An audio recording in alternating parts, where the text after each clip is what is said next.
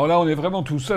Encore une fois, c'est de la politique fiction. On me demande si ce que je dirais si on me proposait d'entrer au gouvernement de tel ou tel. Maintenant, on nous propose une l'expérience politique que j'ai, qui vaut ce qu'elle vaut, c'est que il n'est pas certain que un mouvement politique ayant une majorité de députés à l'Assemblée nationale, ou en tout cas énormément de députés, refuse d'entrer au gouvernement. Je ne pense pas que ça serait très apprécié par l'opinion publique. Les gens qui ont voté se diraient bah alors faut y aller, voilà.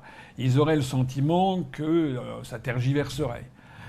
Donc déjà, je ne suis pas sûr qu'il y a une partie de l'opinion publique qui approuverait cette espèce de caractère jusqu'au boutiste, mais il y a aussi une partie de l'opinion publique qui désapprouverait, qui dirait "Mais non, c'est pas sérieux, il faut y aller, vous avez été élu, etc." Donc ça c'est le premier point. Le deuxième point, c'est que l'expérience politique que j'ai aussi, c'est qu'il y aura toujours quelqu'un qui acceptera d'aller à Matignon. D'ailleurs, si j'ai bien compris, c'est plutôt le trop-plein en ce moment.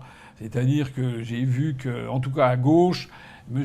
Mélenchon a fait savoir qu'il était disponible pour aller à Matignon. M.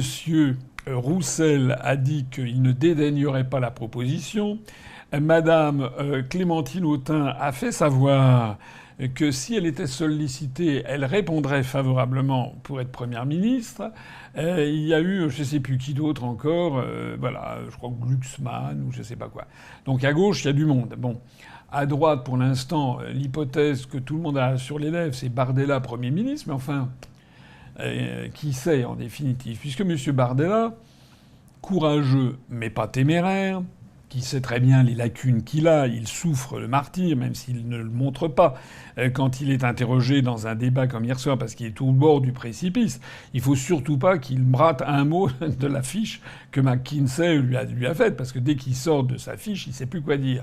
Donc M. Bardella, il a compris quand même qu'il est il est quand même pas tout à fait qualifié pour la fonction. C'est normal, il a 28 ans, il n'a aucune expérience professionnelle, il n'a aucune expérience de quelque sujet que ce soit. Bon. Donc M. Bardella a fait savoir qu'il n'accepterait pas d'être Premier ministre s'il n'a pas la majorité absolue. Voyez-vous ça? Ça veut dire que probablement, donc, il ne sera pas Premier ministre, puisque justement, la probabilité, je n'en sais rien, mais il y a quand même beaucoup d'observateurs politiques qui pensent que la probabilité que le Rassemblement national ait la majorité absolue, même avec l'apport de LR, est quand même faible pour les raisons que j'évoquais tout à l'heure, des 577 élections différentes. Donc, on pourrait très bien avoir un scénario où le RN plus LR soit le groupe le plus important de l'Assemblée nationale sans être majoritaire, et qu'il forme donc un groupe minoritaire pour gérer les affaires courantes, un gouvernement minoritaire, où il y aurait un accord tacite avec la Renaissance, ou ensemble, le parti macroniste, et les LR pour ne pas voter la censure pour les laisser avancer. Ça pourrait se produire. Faut quand même aussi, là je voudrais dire un mot, je commence à être un peu fatigué sur ces histoires de la lutte contre la bête immonde, la lutte contre le Rassemblement national, il n'y a rien de plus important au monde, etc., etc., etc. C'est vraiment se moquer du monde. Je l'ai dit et je le redis. Il y avait dans l'Assemblée sortante 2 vice-présidents de l'Assemblée nationale qui étaient du RN, M. Sébastien Chenu et Mme Hélène Laporte. Est-ce que c'est vrai ou est-ce que c'est pas vrai? Comme je le dis souvent, c'est vrai. Et comment M. Chenu du RN et Mme Laporte du RN étaient-ils devenus vice-présidents de l'Assemblée nationale auprès de Mme Braun-Pivet? C'était pas par l'opération du Saint-Esprit, c'était qu'il y avait eu un vote dans l'hémicycle et les députés macronistes avaient voté pour eux. C'est la vérité. Donc quand maintenant on vient nous expliquer que c'est le combat d'une vie de lutter contre... Non, tout ça c'est vraiment... Moi j'en ai marre qu'on prenne les Français pour des abrutis. Enfin, c'est vraiment pénible en fait. Et qu'il y ait des Français qui gobent ça. Voilà. Donc tout ça pour dire qu'on pourrait envisager, parce que tout ça ce sont de toute façon des gens qui n'ont absolument aucune conviction. Donc, ni dans un camp, ni dans l'autre. Voilà. Ils sont là pour occuper les places... Et ça sera à qui sera le plus grand larbin de l'oncle Sam, en définitive, obéira le plus rapidement possible aux oukas de l'oligarchie. On le voit sur l'affaire, par exemple, ukrainienne, comme sur bien d'autres choses. Alors, ça veut dire qu'on pourrait imaginer d'avoir... Imaginons le RN plus LR, ils aient 260 députés. Bon. Il leur manque 30 pour avoir la majorité absolue. Mais, par exemple, le groupe du Nouveau Front Populaire, ils aient, je sais pas moi, 180 députés. Donc quand même beaucoup moins. Et puis que le restant, ça soit 260 plus 180. Ça fait 360, ça fait 440. Ça veut dire qu'il resterait 137 députés pour Horizon, Renaissance, Ensemble, enfin pour le Marais, le truc au centre, là, de Xavier Bertrand, Édouard Philippe, Cazeneuve, etc., Macron, voilà, Attal, tout ce petit monde. Voilà. Imaginons ça. C'est une hypothèse qui peut arriver. Dans ce cas-là, on fait comment? On se fait qu'il se trouve qu'a priori, c'est quand même le groupe le plus important, celui du RN-LR, qui devrait diriger. Voilà. Mais il est minoritaire. Donc à tout instant, les autres peuvent se coaliser pour le faire tomber. Oui, sauf que, imaginons que dans ce cas-là, le RN, M. Bardella ayant dit qu'il ne serait pas Premier ministre, qu'il ne voudrait pas, et ce n'était pas digne de lui d'être Premier ministre s'il n'avait pas la majorité absolue, on pourrait très bien nous sortir d'un chapeau que, finalement, le Premier ministre choisi par Macron en concertation avec le principal groupe, ça soit M. Ciotti. Voilà, l'ancien président de LR. Croyez-moi que ça ferait du bruit dans le Landerneau, parce que ça veut dire que le Premier ministre serait quelqu'un qui était encore très fréquentable voici 1 mois et demi. Donc il y aurait un petit problème. D'autant plus que la nature humaine étant ce qu'elle est, on imagine que peut-être un certain nombre de LR non ciotistes, d'un seul coup appartenant au LR maintenu, se dirait, se dirait qu'il y a quand même une place à prendre. On imagine bien qu'il y aurait quelques tamanoirs. Vous savez, les tamanoirs, ce sont ces animaux là comme des tapirs qui, avec un nez proéminent, essayent de manger des fourmis. Il y aurait bien quelques tamanoirs qui essayaient de renifler un Marocain ministériel pour s'en emparer.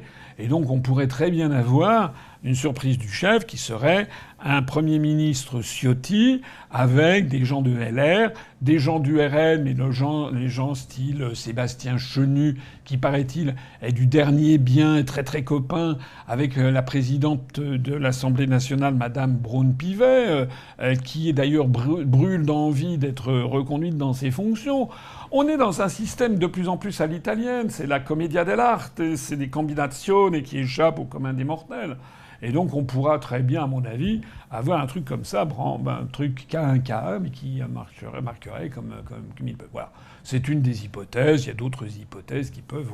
Il peut y avoir aussi une partie des LR ciotistes qui quittent le RN, une partie du Nouveau Front Populaire qui quitte le Nouveau Front Populaire, je le disais tout à l'heure, et qu'on ait une majorité qui se constitue, qui aille de Xavier Bertrand jusqu'à Glucksmann ou François Hollande, avec on peut tout, voilà, et puis Wauquiez dans tout ça. Enfin bon. Vous l'avez compris, je réponds à ces questions parce que c'est vrai que ça excite un petit peu l'imagination. Les gens se demandent à quelle sauce on va être mangé, mais au fond, tout ça, c'est pas nous, c'est pas l'UPR, c'est pas nous. On a une vision beaucoup plus lucide de la situation. C'est que tout ça, pendant ce temps-là, la France continue à s'effondrer. Pendant ce temps-là, il y a quelques grands sujets fondamentaux qui sont totalement cachés de la population française. Il n'y a pas un mot qui est dit aujourd'hui sur la décision qui a été prise hier de lancer concrètement les négociations d'adhésion de la Moldavie, je crois, et de l'Ukraine. C'est dingue. Les négociations d'adhésion de l'Ukraine à l'Union européenne, dont je rappelle que la FNSEA a dit que si ça se produisait, ça serait la fin de l'agriculture française, ont été décidées dans le plus grand silence à Bruxelles sans qu'aucun Français n'ait été consulté. Alors que ça va peut-être potentiellement détruire ce qui reste de notre économie, et nous coûter des dizaines de milliards d'euros. C'est insensé. Et puis on a de la même façon le grand sujet qui n'est pas abordé, c'est celui de la dette publique. Voilà, la dette est devenue hors contrôle. Alors on a des propositions le programme de LFI, enfin de Front Populaire, ou programme du Rassemblement national qui prévoit d'augmenter le déficit. C'est-à-dire que ils vont entrer en choc frontal avec l'Union européenne, la Commission européenne et la Banque centrale européenne. Et donc s'ils commencent à vouloir impliquer si un tant soit peu leur programme, eh bien la Banque centrale européenne convoquera tout ce petit monde et puis expliquera au Premier ministre quel qu'il soit que s'il fait ça, eh bien la BCE ne rachètera plus des obligations assimilables du Trésor public français sur le marché secondaire. C'est-à-dire une augmentation d'un seul coup, on pourrait avoir une explosion des taux d'intérêt sur la dette française. On est tenu par ces histoires. Il faut bien le comprendre. On est tenu, tant qu'on reste dans l'euro, nous sommes tenus, pieds et poings liés. Voilà, tout ça. Et puis on ne parle pas non plus de ce qui se passe en Russie, parce que la situation dégénère. Là aussi, c'est passé quasiment inaperçu. Mais il y a quand même eu des missiles qui ont frappé des plages en Crimée, avec des touristes. C'est une station balnéaire, il y a des plages en Crimée, des estivaliers russes. Et je crois qu'il y a eu plusieurs dizaines de morts.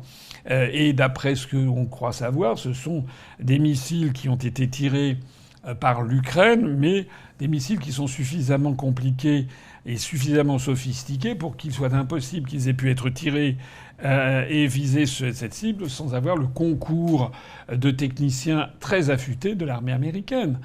Donc vous avez vu comme moi, je suppose, que le ministre des Affaires étrangères russe, M. Lavrov, a annoncé que ça ne restera pas sans conséquences. Et donc il va y avoir des mesures de rétorsion. C'est lesquelles on peut très bien avoir, je ne sais pas moi, une attaque. Imaginez qu'on ait un missile russe qui aille frapper une plage du côté de Long Island avec des dizaines de morts américains. Vous imaginez un petit peu la situation ? Bon, tout ça... Pendant ce temps-là, on n'en parle pas en France, on ne parle de rien, que des petits débats médiocres en fait, comme ceux auxquels on a assisté hier.